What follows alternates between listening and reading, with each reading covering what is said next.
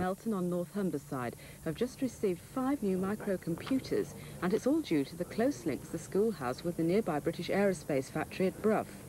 Many former pupils now in work at the factory, and in 1981 the school and industry officially twinned. Now, to reinforce the continuing link, British Aerospace have presented the computers, which will be used in a new laboratory. It was opened at a school on North Humberside today, thanks to a unique partnership between the school and industry. British Aerospace at Brough provided several of the computers for students at South Hunsley Upper School near Hull. Apprentices from Brough installed the entire centre, and it's hoped the skills the students learn there will eventually benefit local industry. The new lab has grown from just 4.5 computers to 21, those early ones having been used exclusively by the maths department. The philosophy now is that everyone needs to know about high-tech. Out in the wide world, computers are used in all sorts of places, in the home, in the office, in the shop, in the factory, used by all kinds of people for all kinds of purposes, whether it's in a washing machine or whether it's for CAD/CAM work in a factory. So that youngsters, all youngsters, need to know what computers are, how they work, and how they affect society. So the school's own students, plus adults at evening classes, have some £25,000 worth of computer gear. The money came from the Parent Staff Association, the Education Authority, and from British Aerospace at Brough. The company became twinned with the school in 1981, after a long-standing association. But why support this venture?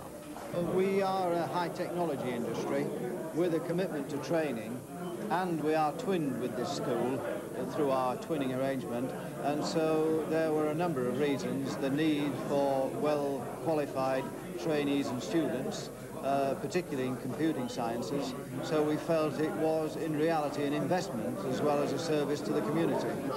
It's unlikely the laboratory could have been set up without the partnership between school and industry. Oh no, definitely not. No. The amount of monies that the local authority has for this kind of thing are very, very limited indeed. I know because I asked them repeatedly for money, and I didn't get any. Usually think of EEC grants going to councils or to big businesses, certainly not to sixth formers.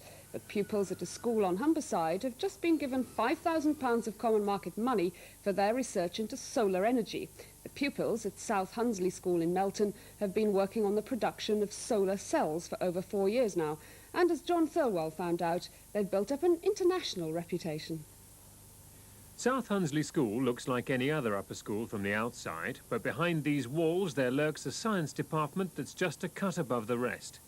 The sixth formers here are all heavily involved in research work on solar cells, in particular the use of dyes to make cells that are cheaper than the conventional silicon type. By treating glass discs with oxides and then covering them with organically produced dyes, these 17-year-olds make solar cells that are perfect for use in the third world, where tight budgets rule out using the silicon version, which can be costly. The posters on the wall proclaim the team's worldwide experience. Sixth formers from South Hunsley have attended conferences on solar energy in Greece, France, Luxembourg, Belgium and Italy. Next year, it's Spain. And now they've achieved international stardom in another way with the £5,000 grant from the EEC. It seems the common market urgently needs research into cheap forms of solar cell, and South Hunsley's sixth form are the people who can help.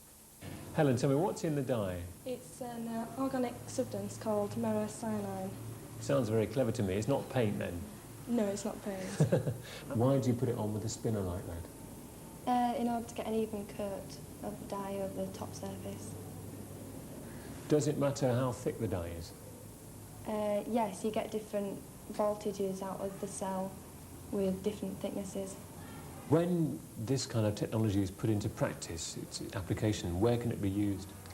For example, in third world countries for keeping medicines cool, using small refrigerators powered by the solar cells, where normal electricity cables can't be reached, and they can be used to help the people there. Why can't we use ordinary solar cells on those sort of things, like silicon cells?